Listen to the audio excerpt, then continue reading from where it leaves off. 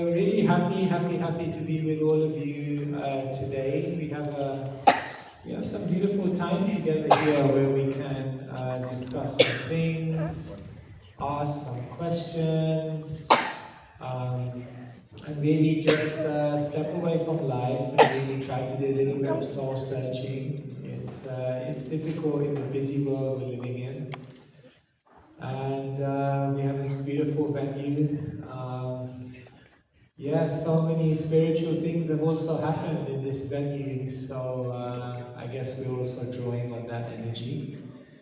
So as Martini mentioned, I think some of you are maybe meeting for the first time, or you're meeting me for the first time, whichever way you want to see it. And I guess I come in front of you not as someone who knows it all, but someone on the journey. We're all on the journey together. And when we come together and we learn from each other, we discuss, then it actually nourishes our journey. So please be very relaxed today.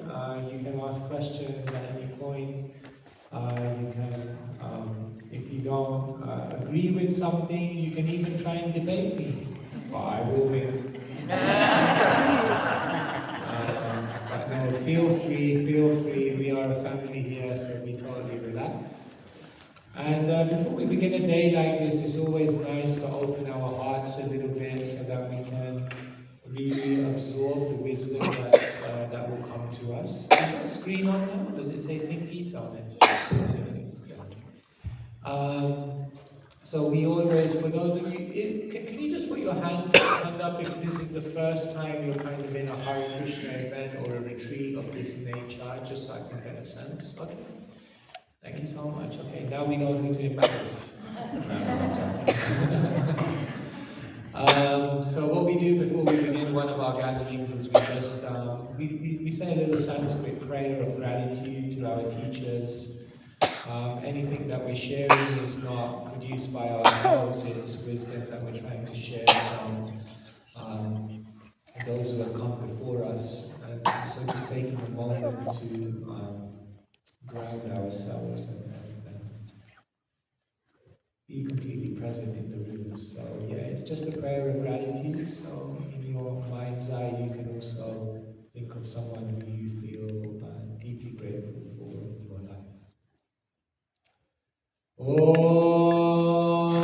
Jnanatimirandhasya Jnananjana Shalakaya Chakshurmilitam Yena Tasmai Shri Gurave Namaha. Om Jnanatimirandhasya Jnananjana Shalakaya Chakshurmilitam Yena Tasmai Shri Gurave Namaha. Om Jnanatimirandhasya Jnananjana Shalakaya Chakshurmilitam Yena Tasmai Shri Gurave Namaha.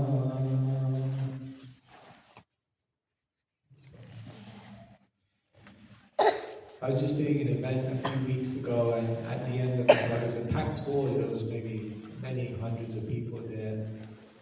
And then the MC just said, right at the end of the program, he gave me the mic and he said, can you give us one line of wisdom that you live your life by?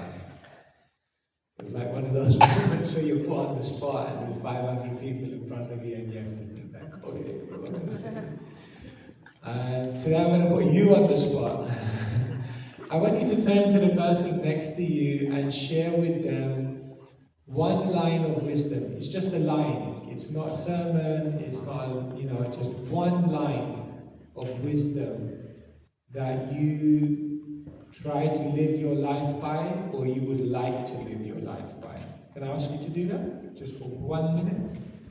One line of wisdom you'd like to live your life by, or one line of wisdom you try to live your life by?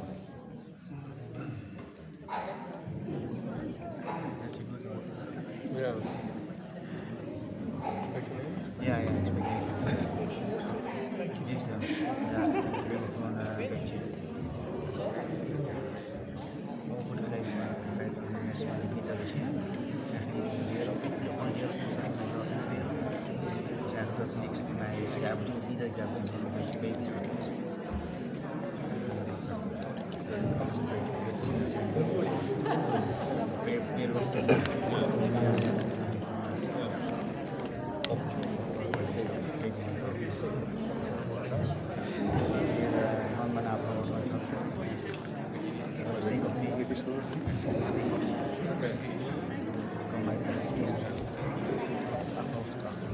Ja, ik ken hem niet helemaal. Oh ja? Het is voor mij al lang geleden dat ik vaak met Gita geweest ben. Oh, Ik ben niet was. oh ja. Thank you so much. I'm just going to get a few ideas from you just to see if anyone had a better answer than me. Anyone want to share? Don't worry, it doesn't have to be deeply profound or anything. Just anything you'd like to share? Would you like to live your life by? Yes.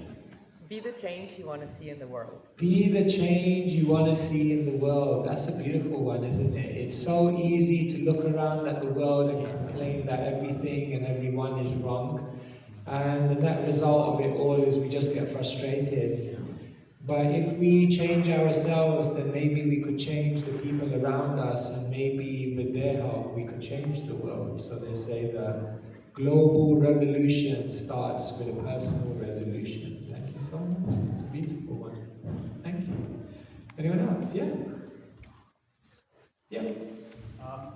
Krishna and Maya have the same job. Krishna and Maya have the same job. Who did you hear that from? I said that in an event the other day. Who told you that? Yes, according to Eastern theology, there is Krishna. Krishna is a name of divinity. Divinity has many names, and Krishna is one of them. And Maya is almost like the anti-divinity, like the, well, maybe like kind of like illusion or darkness. So it's kind of counterintuitive, but even illusion has its role in taking you towards divinity, although it feels like it's blocking you from divinity. In another way, illusion, quite profoundly, can also take you to divinity. But anyway, that's a deeper discussion. Thank you for sharing that. Appreciate it. Just before I carry on, can you just tell us your names? Because like we can have a go at learning each other's names today. Luisa. Louisa, excellent. Everyone has to remember this is Louisa. And Shane. Shane, excellent. Okay, at the back there, yeah. Name first. Google for the English translation. Name first. Your name. Astasaki. Okay. Most important for me through my whole life to live by. You shall love the Lord your God with all your heart, with all your soul, and with all your mind. He said to him, you shall love the Lord your God with all your heart, with all your soul, with all your mind. Wonderful. And what is the reference for that? That's a biblical reference. Yeah. Okay, wonderful. Thank you so much for sharing that. Love the Lord with all your heart, your mind, and your soul. Strength. Strength. Yeah. Thank you so much. Beautiful. Yes. Please share My your name is name. Astrid. If you approach the problems in life with a Krishna conscious mindset, you can achieve good results. Okay, if you approach life or problems or obstacles with a Krishna conscious or God-centered approach, then you can overcome things. They say, don't tell God how big your problems are, tell your problems how big God is. So it's kind of like that. When we know that there's a friendly, benevolent, kind, and empowered divinity who's kind of got our back, then nothing seems insurmountable, nothing seems too difficult. Thank you so much. Yeah, wonderful. Yes. My name is Tosi. Unity in diversity, teamwork makes the dream work. Okay, there you go. She could be a motivational speaker. She is a motivational speaker. You can check her out on Instagram.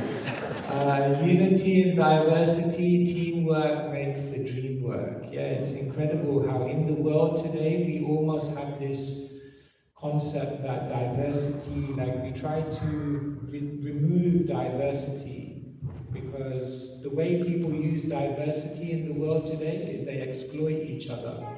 And so the approach then we then try to have in the world is let's remove all diversity. Everyone's the same. But actually diversity is beautiful. And the goal of equality, if we want to make real equality, it's not by removing diversity, but it's by honoring, accepting, and appreciating the diversity, and then we come together as a team, and then we can do more. Yes. Maharaj, actually, what she says is actually Vedantic. Om ekam tat viprabha bahuda vadanti. So the truth is one, but it is reflected in different. Yes, the truth is one reflected in many.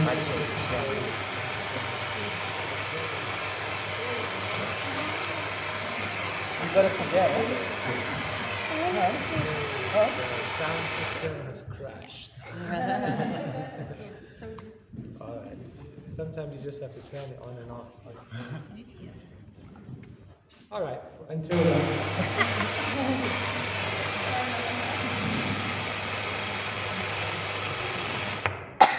Alright, I'll just carry on like this until we resolve that. Oh, it's on again. See, the teamwork makes the dream work. So much. Yes. Name first? I'm Sudhir. Sudhir. Sudhir is a Sanskrit name which means very calm. Just no pressure.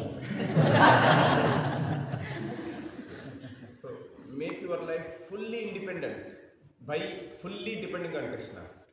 Okay, by fully depending on God, Krishna, divinity, you actually become fully independent. It's almost counterintuitive that if you want to become independent, then that means you don't rely on anyone. But there's many things in the world like that actually. So yeah, that's very profound. Okay, we could do this all day. It's beautiful, isn't it? So we learn so much wisdom from each other. Okay, there you go, at the back. My name is Ludo. I got this from you. If you show up for Krishna, Krishna will show up for you. Okay, yeah. If you show up for Krishna, then Krishna will show up for you. Yeah, everything is personal, even in the spiritual sphere, and therefore, even in the ancient Vedic literatures, it's mentioned that our relationship with God or divinity is very, very personal. And so if we're personal, if we're committed, then that reciprocation comes. So thank you so much. So like this, so much wisdom. And today we're going to look at some more wisdom. And it's not working. Or you can just tap it, it works. We're going to look at some wisdom of the Bhagavad Gita, of the ancient Vedas, and I'm going to kind of keep it quite open and interactive. But before I do that, I need 6 volunteers. Yes, please come forward. 1, 2, yeah.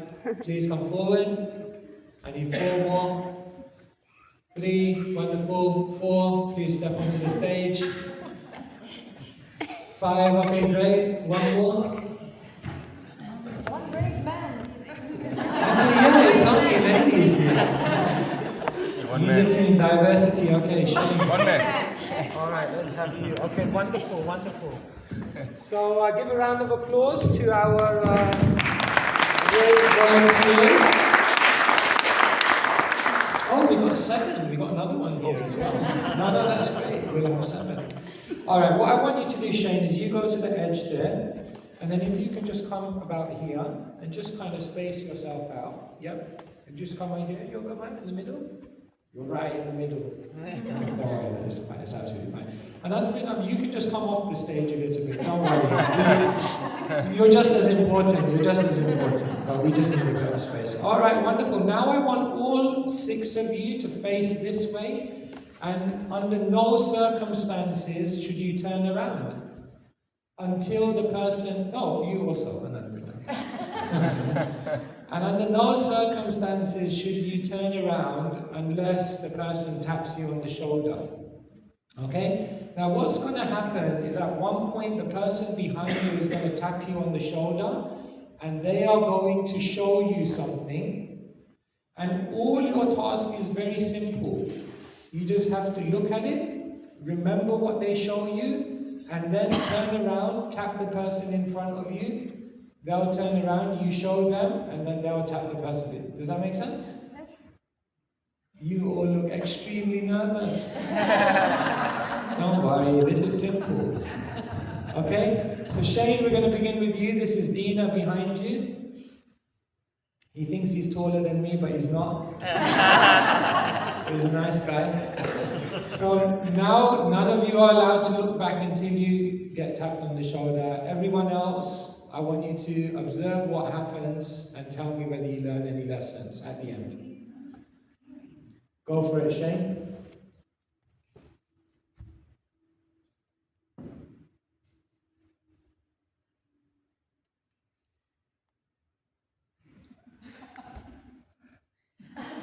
Yeah, so you got to show that now to her.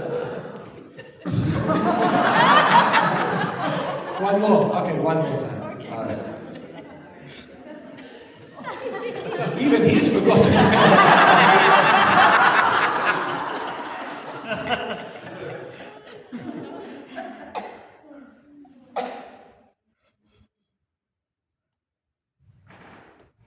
Okay? All right, go for it.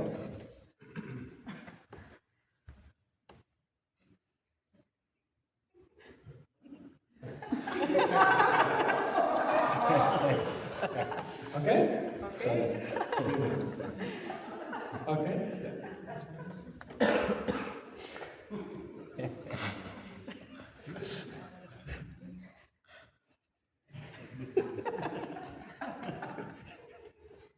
Okay, done?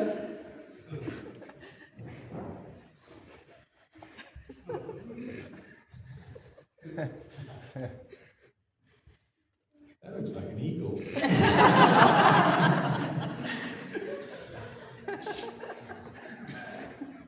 Okay?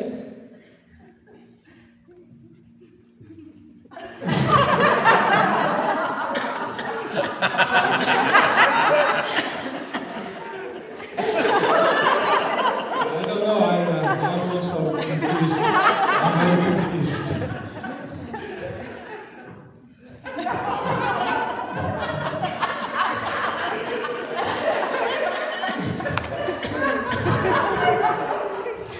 Okay? And then now show the crowd what you understood.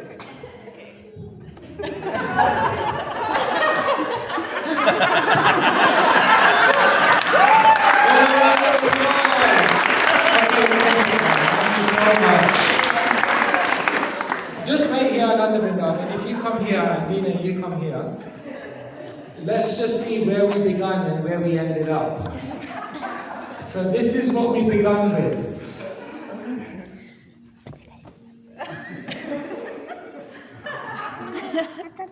And what did we end up with? Okay, clearly we have no work to do here.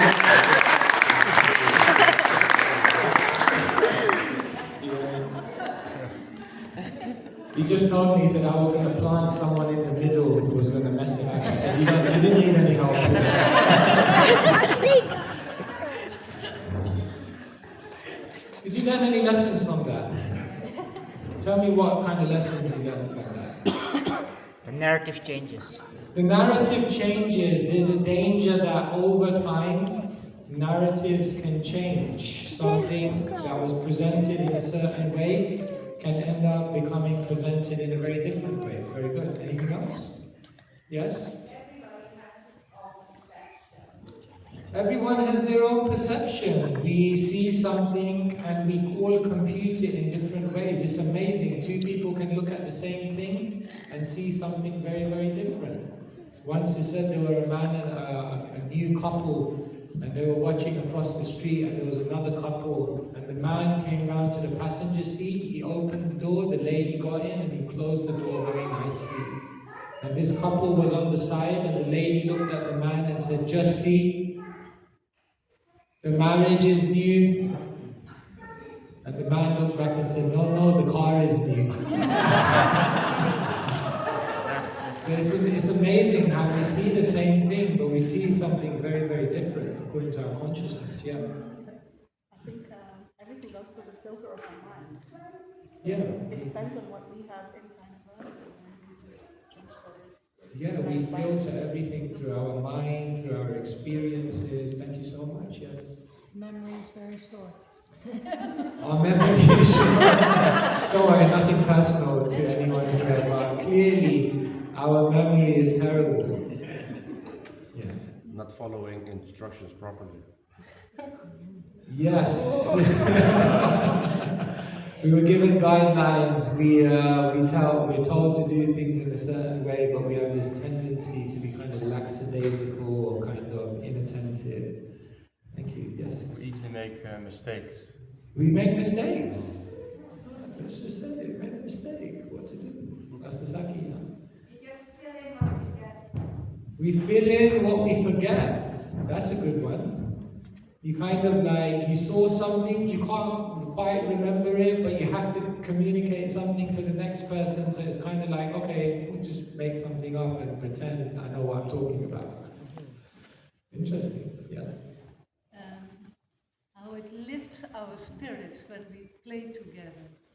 Okay, well finally someone came up with something positive. Yeah, it's also nice just to lift our spirits and be together, and I like that one very much, because in a world today where entertainment has become so complicated, you need an iPad, you need a 3D cinema, you need to, this or that technology. Isn't it so beautiful just to be with people and laugh at nothing that complicated? It kind of lifts the spirits in a different way to the complicated world we're living in which we find so many ways to kind of tantalize our senses and mind. So the simple things in life bring happiness. Thank you. It's beautiful. Yeah. What's your name? Yes, I was just thinking about we forget. We fit in what we don't forget. So I was thinking, without focus, there is forgetfulness. Yeah, without focus, there's forgetfulness. Our attention span in the world today is basically obliterated. Human beings have now defeated the goldfish. Congratulations, because our attention span is 7 seconds, 1 second shorter than a goldfish. It's amazing that just to stay focused on something. I remember once I was in a talk and someone said, first we were nowhere, and then we developed technology, and then we advanced somewhere. And then the technology became widespread into the internet and devices, and now we're everywhere. And because we're everywhere, we're constantly elsewhere. And because we're constantly elsewhere, we're practically nowhere. Nowhere to somewhere, to everywhere, to elsewhere, to nowhere. Back to square one. The mind is always moving in so many places. Yes? Yeah, from this perspective, it was difficult to be patient until you get tapped and you hear people laughing. So patience is very difficult, especially if we don't know what we're getting ourselves into. Yeah. And you are at the end of the queue as well. Yeah, patience is such an underrated quality. It's amazing. In a world today where everything is about doing, achieving, moving, gaining, endeavoring, We've lost the art of just waiting. It's amazing. You can, like they say, silence is the art of conversation. Sometimes you can say more by talking less. And sometimes you can achieve more by doing less and just waiting. Because we live in such an instant culture now, the ability to just wait is, just obliterated. Thank you. I love the creativity. Everybody added a little bit of herself, like to the chain. So the uniqueness and creativity, I think that was great. So that's nice as well, that when we pass something on, we add a little bit of our own personality, a little bit of our own flavor. And while we may see that that changed it in another way, in another sense, we can say that's also very beautiful because it allows us to build and it allows us to expand. Yeah, thank you so much. All right, last one. I just want to share my feeling because when I'm standing there, my curiosity made me want to more and more. So it's a positive thing. The human trait of curiosity actually is the gate to go and discover God. Curiosity is such an important thing. Einstein said, never stop questioning. Curiosity has its own reason for existing. It's very interesting, the Vedic literature are voluminous, and all of the Vedic literature, Sanskrit books, are kind of summarized in one book called the Vedanta. Anta means the end, so Veda Anta means the end of all knowledge. And that Vedanta Sutra, the very first aphorism that it begins with in Sanskrit says, Athato Brahma Jigyasa, which literally means, now you have attained this human form of life, be curious, be endlessly curious, be passionately curious. The moment we stop asking questions is the moment we existentially die. And so, thank you so much, curiosity. Okay, I saw many more hands, but I think we should kind of move on. And the reason I'm depicting this for you is because there is ancient wisdom in the world, but sometimes one of the most I can just press it, or you can give it to me here, maybe. One of the most worrying things in the world is that sometimes people feel this wisdom is lost, or it's not available, or is it authentic, like that. Is it working now? Is it working now? Yeah. Yes. Okay. So sometimes I tell people, if you think of all knowledge in the world to be in a circle, then one small part of that circle is what you know. We all know something, we all studied something, we all heard from people, we know something about the world. But then there's another part of that circle which is what you know you don't know. There are all these other areas of this knowledge that we're very acutely aware that we have no idea of, but someone else knows it. What the Vedic teachers explain is that perhaps the most exciting thing about life is that the biggest part of this circle is what you don't know. You don't know. Just think about this for a second. There is all this amazing, untapped, unexcavated wisdom in the world that we don't even know exists. And it's explained that the moment someone taps into what they don't know, is the moment that their life begins taking on brand new dimensions and a certain creativity in which they unlock very, very beautiful things in their life. So wisdom, knowledge, insight, the ability to understand ourselves, understand the world, understand the way life functions, this is the most valuable knowledge in creation. And so spiritual traditions across the ages, across the world, are said to be those traditions which help you to grasp what you don't know you don't know. In other words, they give you a window into a whole treasure house of knowledge. And that's very, very beautiful, that's very, very powerful. But the difficulty is that sometimes we have doubts about this knowledge. We may have doubts, it may be inaccessible. What happens over time is all this incredible wisdom which helps us to understand life becomes inaccessible.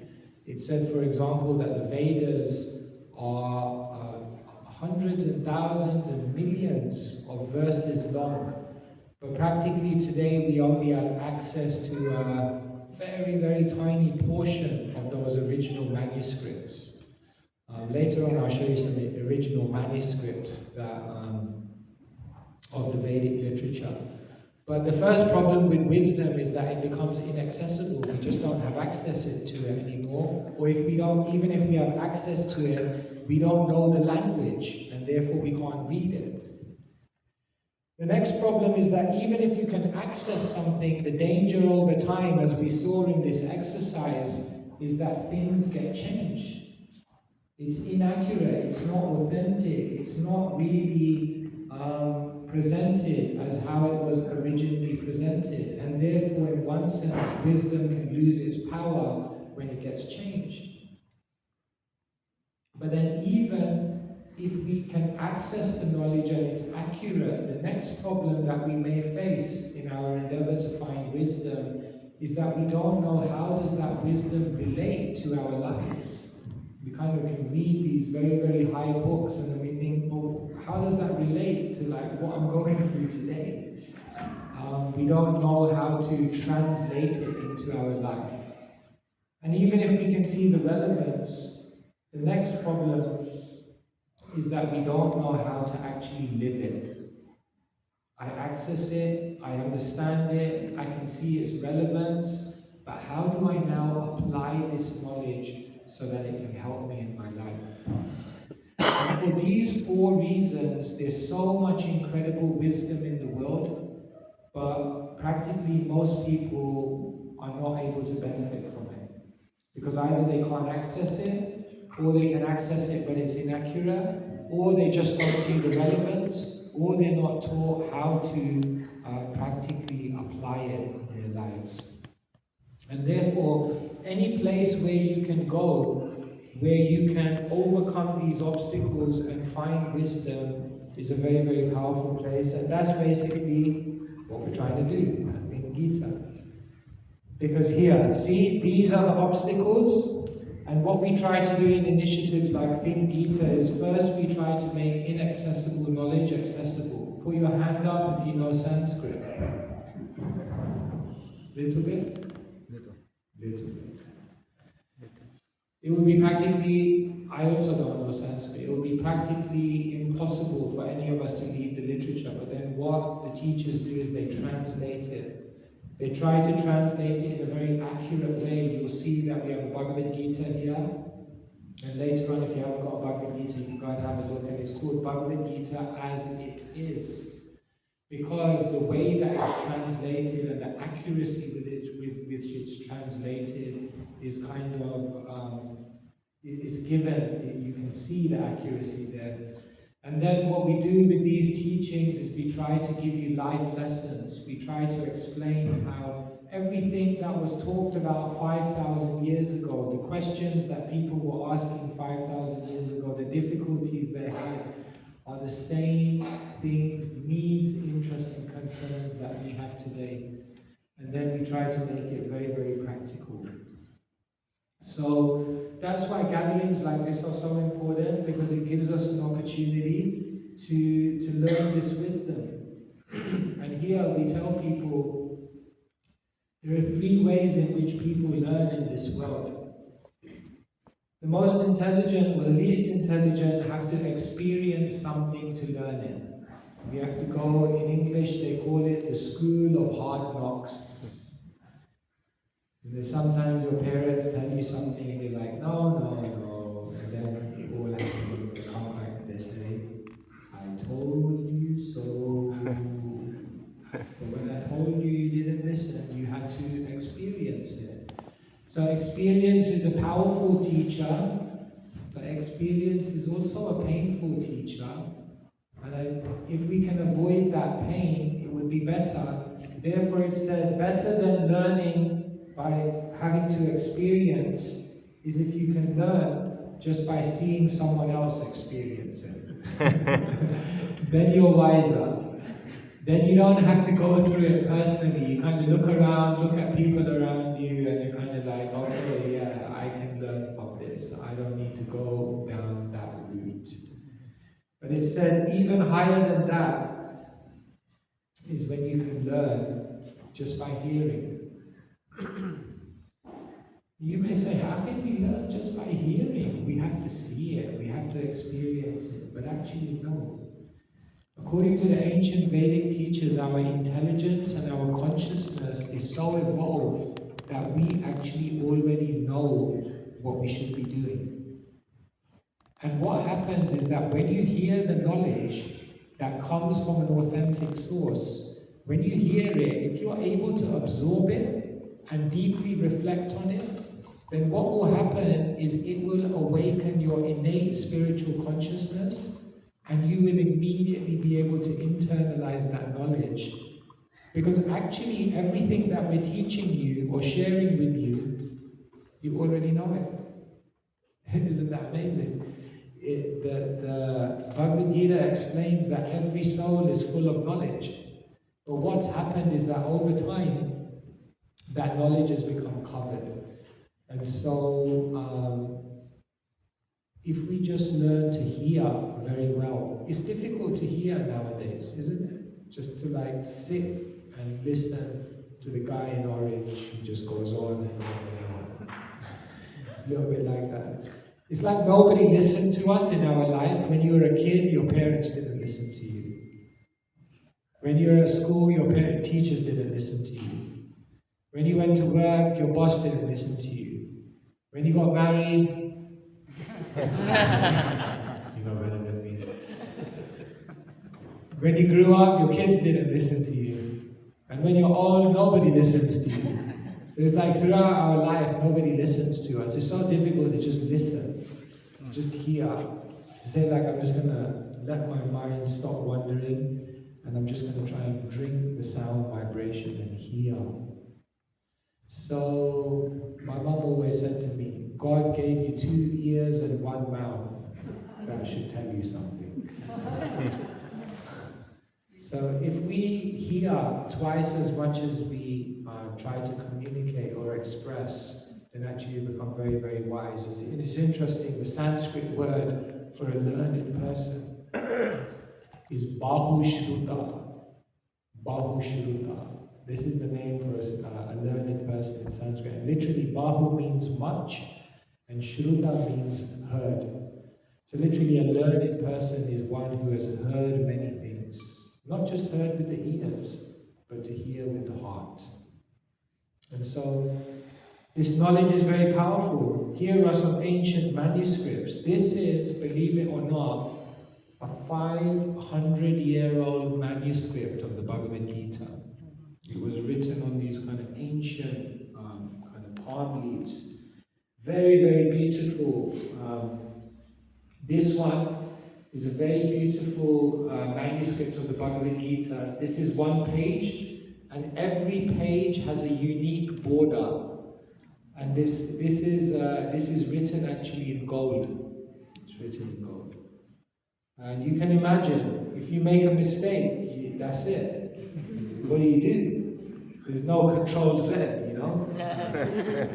But can you imagine how astute these calligraphers were, and these scholars and philosophers were, that when they wrote, they just wrote with perfect presence. The reason we make mistakes is because we're not present in our activity, but when you're completely present, it's almost said that they would write these manuscripts in trance.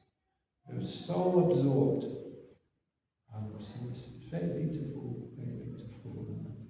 This is Sanskrit.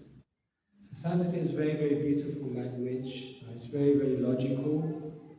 It's said that even NASA uses the Sanskrit language for many of its algorithms because it's very, very logical. Like, for example, in Sanskrit, a land animal is known as mriga. Ga means to go, and Mri means the land. So Mriga, or one which goes on the land, is the name for a mammal. So you know the Sanskrit word for a bird? Gaga. Ka means the air or the atmosphere, so that which goes in the air.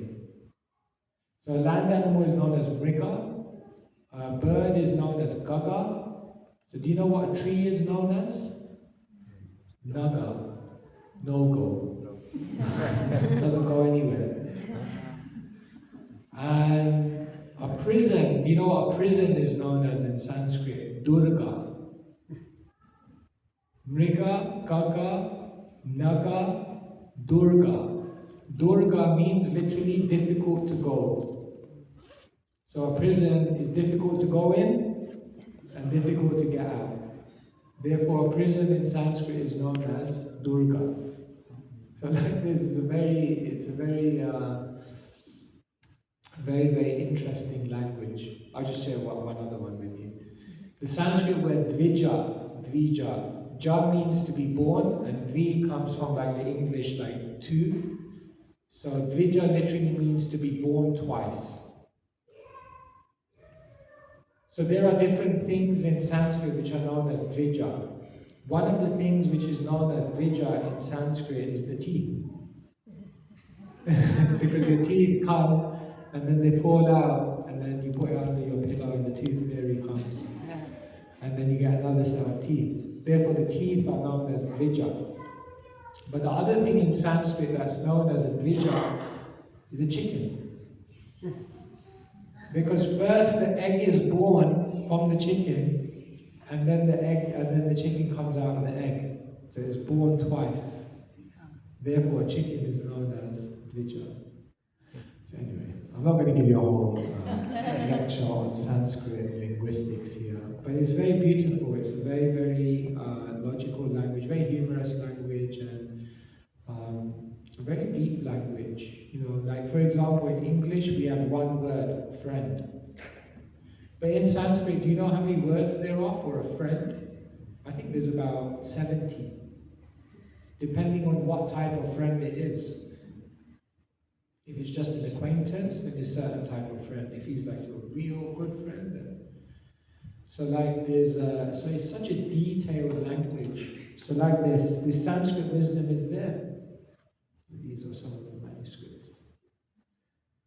But then the golden question is, how do you know what we're teaching you here, what we're teaching to you, what we're saying is ancient wisdom?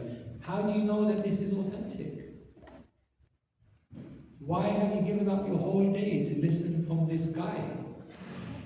How do I know what he's saying even has any relevance or any authenticity? How do you know that the knowledge in that book is true? Because, as we saw here, things can change. So how do you know that spiritual knowledge is actually authentic? Can you give me any ideas? Yes? Resonance. Resonance. Feel how it lands. We feel a resonance, it lands with us. Like I said, many of the things we're sharing you already know. So you kind of, sometimes you hear someone and you think, wow, I know all of this already. Not in a proud way, but it resonates with you. But do you think sometimes we resonate with the wrong things? Yes, yes.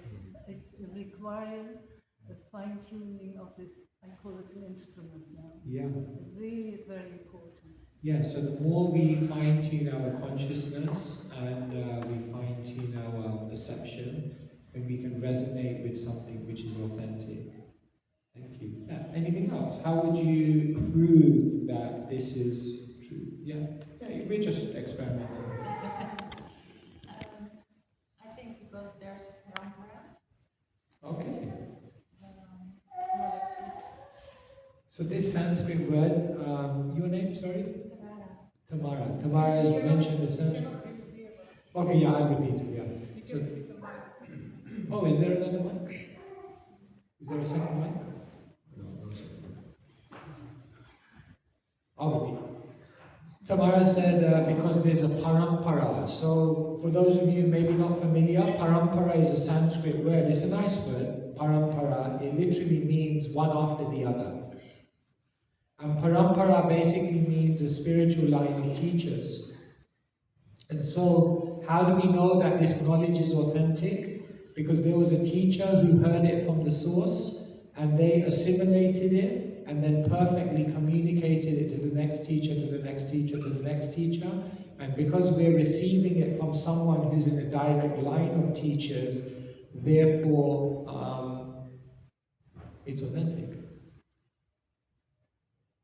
But what about if the line was like this?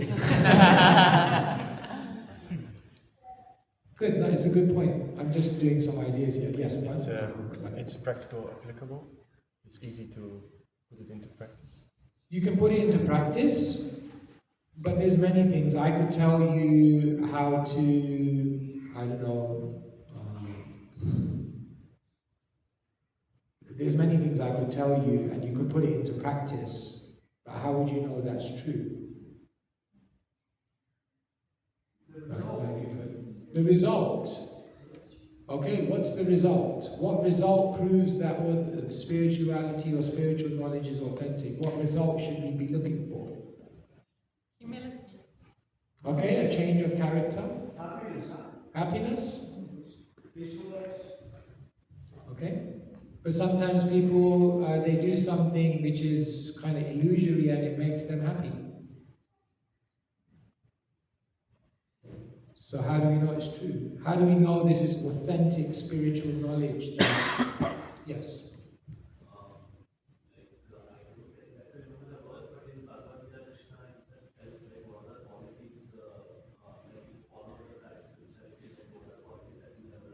So similar to what the lady here said, that someone's character will change and they'll develop certain qualities and personalities, and therefore you can understand it's working. Yeah, okay, good, yeah. Yes? Yeah, Gita, go on.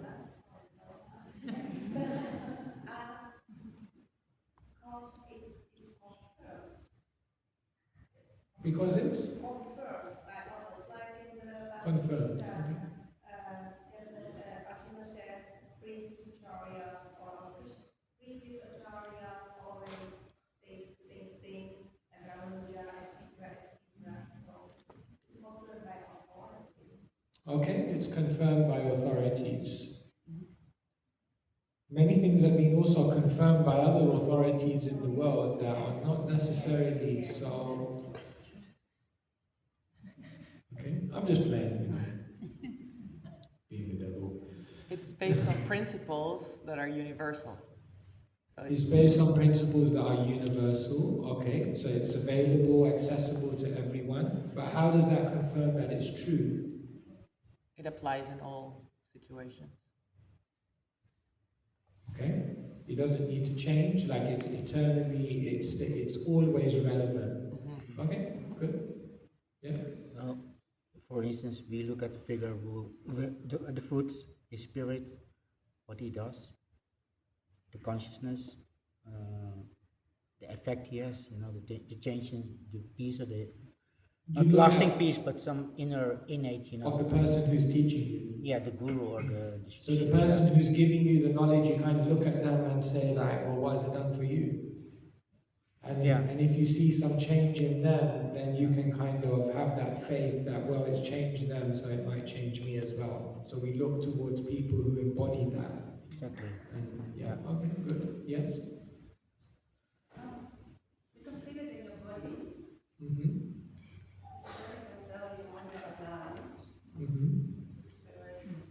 So similar to here, like a resonance, you feel aligned with it. Yeah, but your body tells you it's true for you, it's not true. Okay, thank you so much. Yes, at the back here.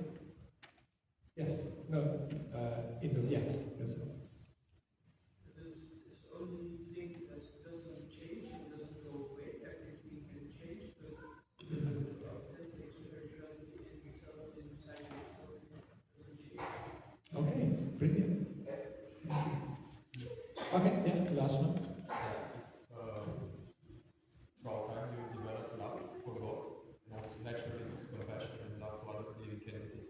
you develop love, you develop inner sense of joy and compassion and like that. Okay, yeah, very good. I mean, these are all true. I'm going to share with you one verse from the Bhagavad Gita. This is a very beautiful verse, right in the middle of the Bhagavad Gita. Would you like to try and chant it with me? Yes. Okay, I'll do one line and then you can repeat after me. Rajavidya Rajaguyam Rajavidya Rajaguyam Pavitram Idamuttamam Pavitram Idamuttamam Pratyaksha-vagamam Dharmyam Pratyaksha-vagamam Dharmyam Susukham Kartumavayam Susukham Kartumavayam. Scholars.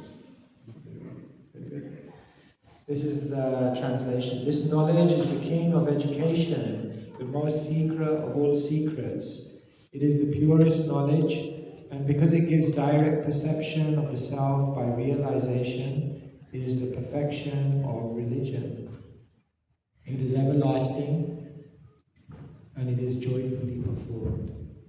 So this is very, very powerful. It's giving characteristics of this wisdom, but perhaps the most pertinent point for our discussion here is that it gives direct perception of the self by realization. In other words, our teachers never presented the Bhagavad Gita as a religion. They never presented it as a faith. They never presented it as something that you only have to believe in, but rather something that you can experience, you can perceive, and something that you can actually be transformed by. And in that sense, the Bhagavad Gita is not a religion, but it's actually a spiritual science. In science, you have a hypothesis, you have an experiment, and then you have a conclusion, an observation. And so it's said that the Bhagavad Gita provides a hypothesis of life, of who you are, of who God is, of what the purpose of life is, and then it gives you an experiment. And the idea of the teachers is that if you practice this experiment, then you will observe a change in your life. You will observe a transformation. And what is that transformation? The first thing you will observe as you practice spirituality more and more is that your habits and your lifestyle completely changes.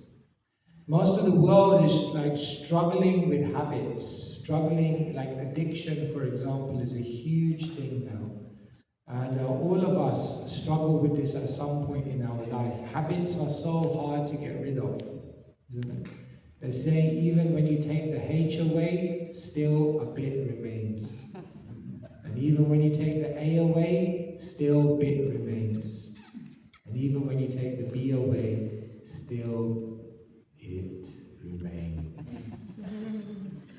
Habits are so difficult to change, but it's so amazing that if you want to have the most powerful opportunity to change your character, to become the best version of yourself, to develop the lifestyle that you know is going to help you to actually unleash your greatest potential, it can actually be done through spiritual practice. And so one will actually see anyone who's gone on this path, anyone who's absorbed the knowledge of the Gita, they look at themselves and they look at themselves like 3 years before and they're like, I'm a completely different person. Because it actually transforms you in your habits and your lifestyles. Not just that, but what the Bhagavad Gita does is it actually, spirituality changes your whole mindset. This is the biggest problem in the world today, that most people are just grappling and struggling with the mind. In the Bhagavad Gita, Krishna says the mind can be the greatest friend or the worst enemy. And the mind is actually the most frustrating difficulty we have, because when we have a physical problem, at least we know what to do in order to solve it. It's difficult, but we know. But when it comes to the mind, we have no idea what technology is there that can help us to transform and re-energize our own mind. But one will find is that as they practice spirituality in a more and more deeper way, the actual mindset and the way they approach life, the way they see situations, the way they react to frustration, the way they're able to even control their emotions actually changes dramatically if we're practicing properly. So it changes your mindset, it changes your character. In beautiful verses of the Bhagavad Gita, it's explained what are the intrinsic characteristics of every pure soul. For example, in one verse is mentioned in Sanskrit, Apayam sattva samsudir jnana yoga vivastiti danam namaschaya vyascha svadhyaya stapa arjavan ahimsa satyam akrodas tyagakshantirapeshanam daya bhuteshvalolutvam madhavam nirachapalam. This is actually a very, very long verse, but it's basically talking about all the qualities which each one of us have. These are not qualities you have to develop. These are qualities that you have.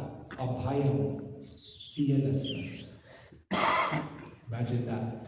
Imagine you could walk through life with no fear, no anxiety, no apprehension. Damas means complete control over your senses. Dhanam means to be charitable, to be in a mood of giving all the time.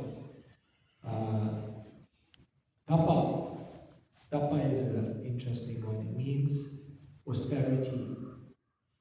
Imagine we could have a character where we don't always look at what is immediately gratifying to me, but we're always able to look for what's the long-term best thing. We tell people, don't give up what you want most, or what feels good now. Don't listen to your loudest desire, listen to your deepest desire. So tapa means that one is able to forego the immediate temptations, knowing that there's something much greater that I can gain. So like this, your character actually changes through spirituality. Your desires change. This is a huge one. Our desires are probably what get us into the trouble the most. Because we desire the wrong things.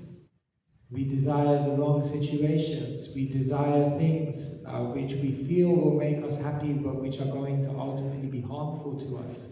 And through spirituality, through absorbing this knowledge, we actually re-engineer our desires so that we actually get more in touch with our deepest spiritual desires. And so, your desires change. And connectivity. Someone here mentioned love and connection with divinity. This is perhaps the biggest proof that spiritual wisdom is true and that spiritual practice is authentic, because one actually begins to perceive divinity in your life. You will actually begin to see God acting in your life, God arranging things. You'll begin to see God not just as a concept, but as someone who is actively involved, reciprocating, relating to you on a moment-to-moment basis. And that's very, very beautiful. And ultimately, when all of this changes in our character, then ultimately we become happy. And that happiness, that joy, is the greatest proof that this is all true. So people could give many, many arguments to say, well, how do I know this is not true? Or many people could give arguments to say this is why it is true. But the real proof of the pudding is in the eating, the tasting, whichever. So Bhagavad Gita is a spiritual science, and we may have doubts sometimes about it, but the real proof is to just try to live it in our life and experience some of these changes. So therefore, just to conclude this part of the talk. It's a hypothesis, experiment, and conclusion. And so the whole idea of Think Gita, the whole idea of these gatherings is we're encouraging everyone to become a spiritual scientist. And we tried so many things. Let's try and see how far this spiritual practice can take us in terms of helping us to become the best version of ourselves. Okay? I just want you for 1 minute to turn to the person next to you and share with them any of these things, changes that you've seen in your life through spirituality. Have you perceived that the wisdom has changed you, or any of these things that I've talked about? Just share that with the person next to you for 1 minute.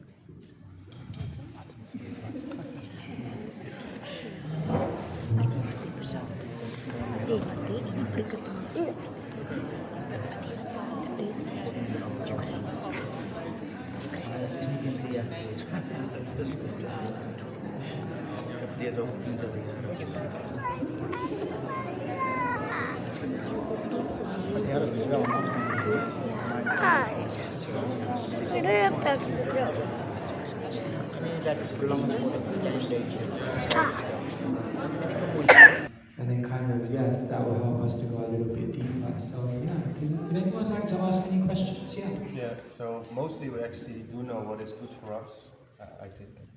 But we don't do it because we have also another side of us. Something with the mic because we cannot. I can speak louder. There's one mic. I'll repeat the question. I'll repeat the question. Yeah? Because in the front we can.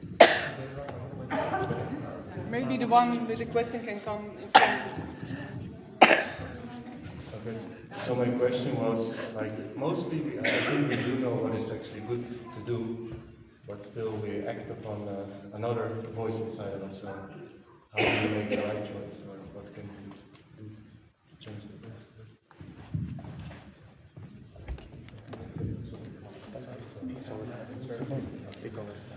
Alright, so how do we overcome the temptation to make the wrong decision?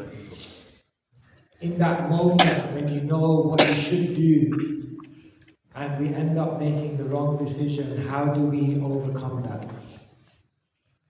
Yeah. So here's one way you can strengthen your resolve to make the right decision. Okay? The first level on which you strengthen your resolve is on the intellectual level. You see, the more you're convinced logically, intellectually about what you're trying to achieve, the more you understand your why, the more you are kind of clear what your long-term purpose is, and you become convinced by that on the intellectual level, you're going to be much more empowered to be able to resist doing the wrong thing. So the first thing is you have to know why it makes sense not to do this, like deeply. The second thing is that you have to strengthen yourself on the emotional level. What do I mean by that? Is you need to try to associate and spend time with people who embody the determination and who embody the character and who embody the internal strength that you seek to have yourself. In other words, the company that you spend time with, the emotional exchange that you have with people, you begin to absorb the qualities of people. Therefore, on the emotional level, if you have friendship with people who have that inner resolve, then you will find that you also absorb some of that. The third thing is you need to fortify yourself on a practical level. And that means, like one time someone said to me, how do I make the right decision in that moment?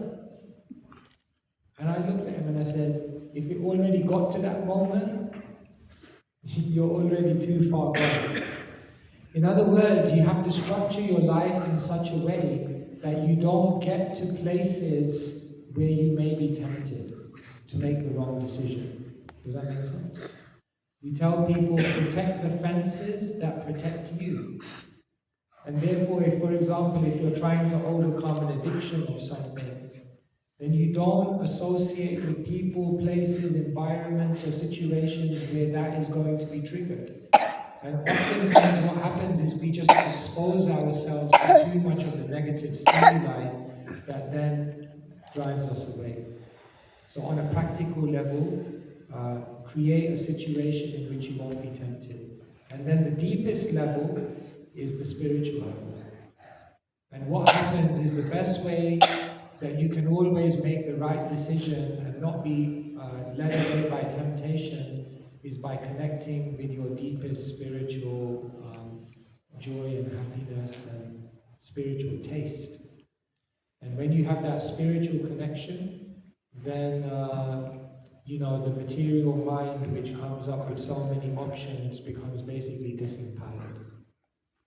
So like this, strengthen yourself on the intellectual, emotional, practical, and spiritual level. And then what you'll find is that you end up making much, much better decisions rather than decisions which are impulsive, instinctive, or decisions which don't align with what your deepest aspiration is. Hope that helps. Translate it into your... Yes. So they say that in science. Yeah, I'll just repeat it. They say that in science, once you have a hypothesis, that the expectation you create changes the outcome of the experiment. Like a self-fulfilling prophecy. Yeah, and I see that a lot in spirituality too. That people, they are in a, or we maybe also, we're in a narrative, and then the experience that we have, we're gonna interpret it through that narrative, and then we actually find that. So for instance, in yoga, I see people, maybe you experience sometimes a flush of heat just because you're hot. And they say, oh, my kundalini, it's rising. And so how do we, even if it's direct perception, how do we have the right interpretation of that perception? Yeah, thank you so much. Yeah, so this is in psychology, this is called a self-fulfilling prophecy. Like you go on a journey, like you're practicing something, it tells you you should experience this, therefore your perception is already biased, and then you kind of think, yeah, I'm experiencing it, because that's what I'm supposed to experience, but is it objectively true? The thing about spiritual consciousness is it's not just about internal experience. But there will also be external signs which are more objective that anybody can see. So like, when we say this is a spiritual science, and if you practice the Bhagavad Gita, then you'll experience all of these things. If you look at all of these things on the screen, they're not just subjective experiences. Your friends know what time you wake up every day. Your friends know what kind of character you have. People around you can see whether your desires have changed. Do you put time, effort, energy into pursuing material things? Or is more of your life now spent towards selfless service and bringing beauty to the lives of others? That's objective, it's not just an experience. And therefore, part of spirituality is definitely an internal experience. No one can see the happiness that you're experiencing in the internal experience, but they can see the effects of what that's doing in terms of how you then relate to the world. And so there's always an external measure as well. And so, therefore, when they asked Srila Prabhupada, who's our founder, they asked him, how do you know who is a Vaishnav or who is an established spiritualist?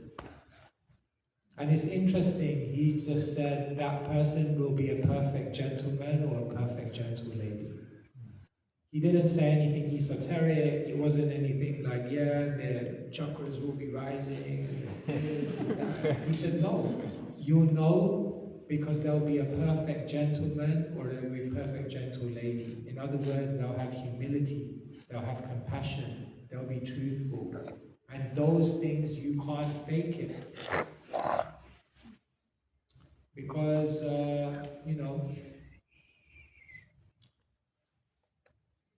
those things will ultimately come out. When you squeeze an orange, you ain't going to get lemon juice, because whatever's inside is going to come out. So, does that help? So there is an objective side to this as well. That is not just your own testimony, but that everyone else can see. And how about that subjective side internally? How do we objectively look at the subjective experience? To be honest. When we're on the spiritual journey, what we do is we accept the subjective experience as an inspiration. But our real measure of our accomplishment is more kind of these kind of things. So if I want to know whether I'm advancing on the journey, I don't just measure it by the subjective experience. I have that, I appreciate that, I relish that, and I have gratitude for that. But the real way in which I measure myself is by this. Because subjective experiences may or may not be substantial, we don't know.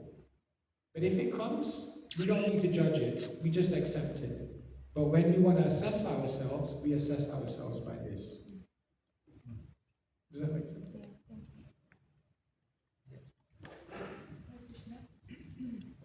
So, Srila Prabhupada says that We should, Maharaj, we should really use the mic. Because I'm going to repeat the question. You didn't repeat.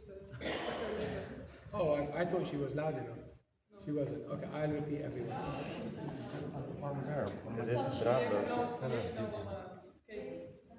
Because it won't reach. After the break. After the break. It's all your fault. It's under pressure. I'll repeat it. Look, it's turned off the sound now. It's turned off the sound.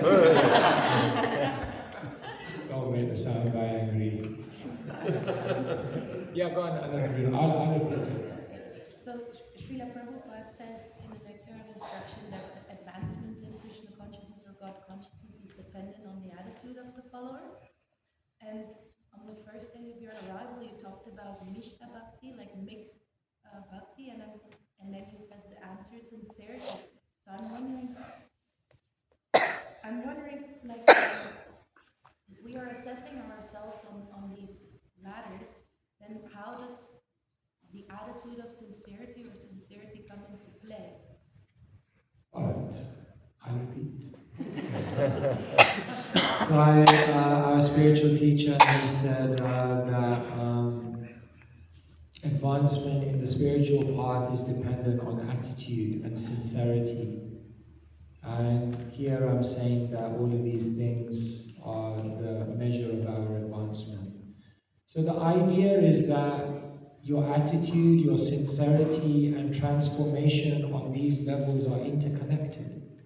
In other words, if you practice not just ritualistically, if you practice not just mechanically, if you practice not just out of a duty or a social convention, but you practice with genuine attitude, you practice with genuine sincerity, then what's going to happen is these things are going to happen.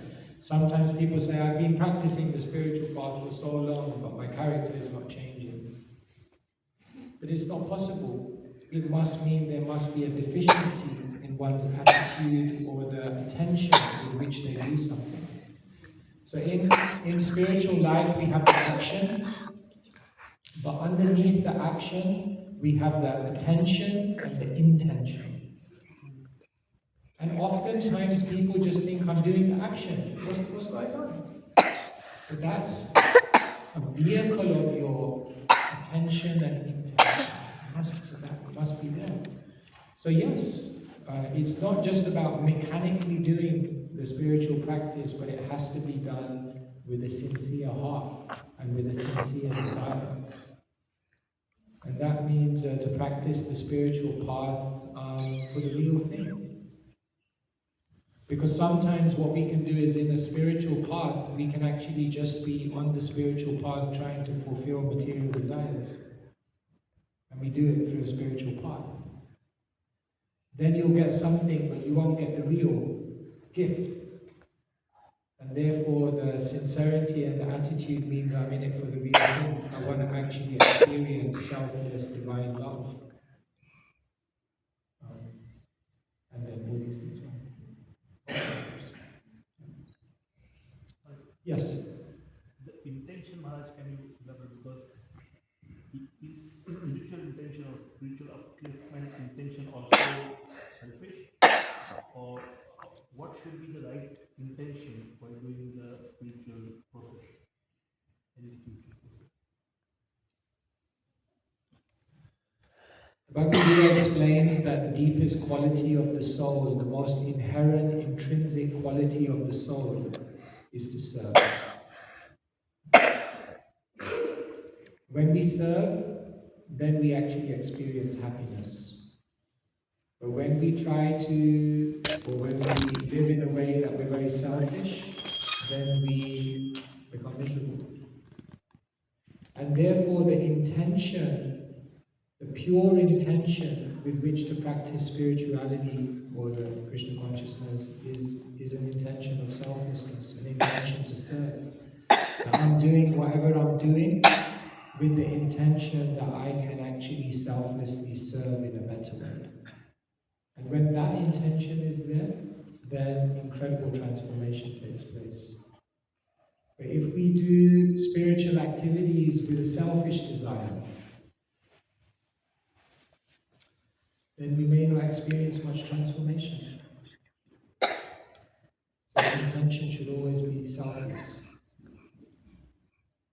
So, no. It has maybe a deeper question to that is, can spiritual upliftment, that personal spiritual upliftment, that intention is selfish? Yeah, so say for example, I practice the spiritual path with the desire to become more spiritually advanced. Is that selfish? Why do you want to become more spiritually advanced? So that you go viral on Instagram? Yeah, no, I'm not, it's a rhetorical question. Or do you want to become spiritually advanced so that you can become a better instrument of service to the world? If you want to become spiritually advanced so that you can serve people better, you can serve God better, you can serve with more purity, then it's a selfless, because what's the ultimate goal? Why are you trying to do that? Does that make sense? Yeah. Shane, and then we'll go behind you. Is my voice loud enough? I will repeat. Your diagram there, I think it means we should be doing a hypothesis experiment and concluding for each of those areas that are listed.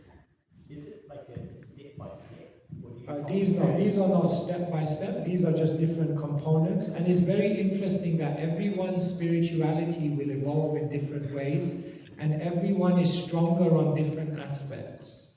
Like you'll find some spiritual people are they're just from day one, they're very detached from material things.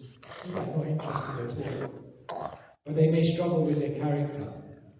And other people, it's like, they're kind of bored, they're just like naturally humble. It's like they don't have to try. It's just like, just very humble. But some people, they may be practicing for a long time, but they still like are attached to certain material things. And everyone is like a plant, and different plants grow in different ways. Like some plants grow like steadily every single year. And then, for example, a plant, I think like the bamboo, you don't see anything for 5 years, and then in the 6th year it goes boom. So we all grow and evolve and in different ways. And therefore we can learn something from everyone. Because I may be strong on certain things, but other people may be more accomplished in other aspects. Yeah, I experienced that a natural way of self-love is important, not from the selfish, not from the ego, but the natural self-love. Because I've experienced that giving, and also losing views.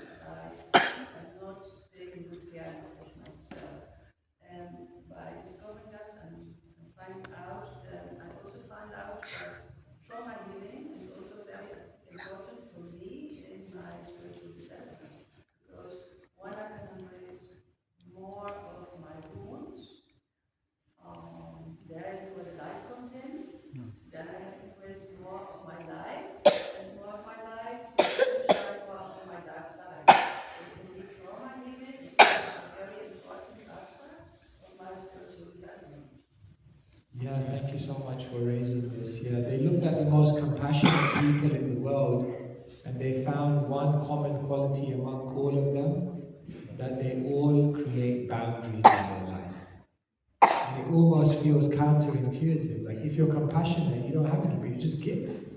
But the idea is that when you create boundaries, when you nourish yourself, when you uplift and deal with your own inner world, then what happens is you can emerge in the world as a better conduit of love, and you can actually give more. And so taking care of ourselves, self-care, self-love, is also a part of expressing love. And oftentimes what people experience in the world is what we call compassion burnout. Because they give themselves to a point that they're not able to sustain. You can't give what you don't have. And so, yeah, definitely this is such an important part as well. Thank you for raising that. It's beautiful. Yes? I have one question. So, in the Bhagavad Gita, Krishna mentions 4 types of personalities who turn to him and eventually develop Krishna consciousness. And none of these 4 personalities have like the pure desire of selfless service. They all have some desires. Externally. So,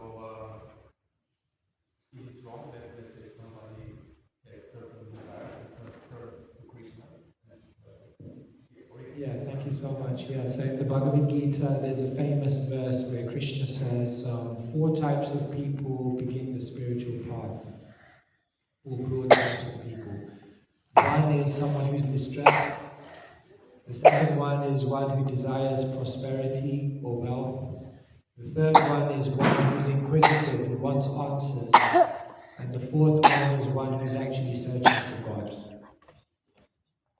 So, it's actually mentioned that 3 of them have kind of an extraneous material desire. The 4th one is actually said to be very pure because they're actually looking for the real thing. But it's mentioned that whatever motivation you begin the journey with is still good, because at least you begin the journey. And what happens is along the journey you begin realizing, no, there's something much better I can get, why will I just settle for that? So therefore you realize, let me not sell out for the lower thing, let me continue this path, and then I'll get something much better.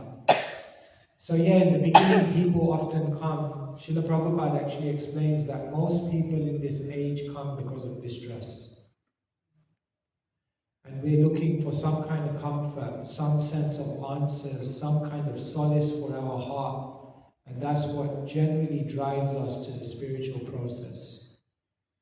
But after some time, we're not just looking at spirituality as a way to overcome our distress, but it actually becomes a very positive joy and experience, purpose. Is that okay? I have actually a follow-up question. In other places, it's mentioned that for the sincere seekers who are turning to devotional service of Krishna consciousness, throughout time, Krishna actually removes those attachments by removing some removing some of your attachments. But at the same time, in this verse in Bhagavad Gita, it's mentioned that actually Krishna, by fulfilling these material desires, these people. So does he fulfill them or does he remove them? Yeah, it's a bit contradiction. So is it possible to elaborate? He's a doctor who has many different operations that he can perform. So the question here is that in the process of removing our material desires and purifying us of that, does God or divinity, does he fulfill those desires and then you're kind of like, oh, I fulfilled it, I don't need it anymore? Or does he just kind of destroy those desires, like removing things from your life? Which way, which one? It's different for different people. Different people need different things. And so yes, sometimes the way that we become purified is that God gives us everything in our life. And then we get everything and we're like, good as I thought it was. There must be something higher. And that kind of takes us higher. And sometimes what may happen is we may want many things in our life, and then God may just decimate the whole thing, you know? And you become so realized that in this world that nothing ever works out like how we plan it to work out, and you kind of lose your drive to try and even make any material situation in this world. You just become very... So he could do it either way. It depends on the individual, what they require.